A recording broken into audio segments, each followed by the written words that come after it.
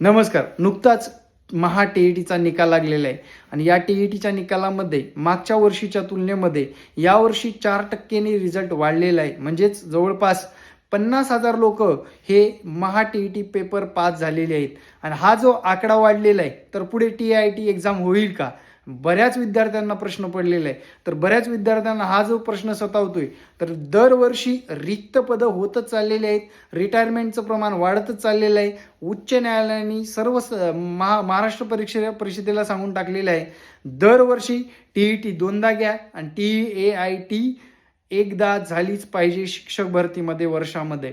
म्हणजे विद्यार्थी मित्रांनो, दरवर्षी सालाप्रमाणे 2026 मध्ये सुद्धा ऑक्टोबर-नोव्हेंबर महिन्यामध्ये टी-ए-आय-टी एक्झाम होणार आहे. त्यासाठी तुम्ही तयारीत राहा.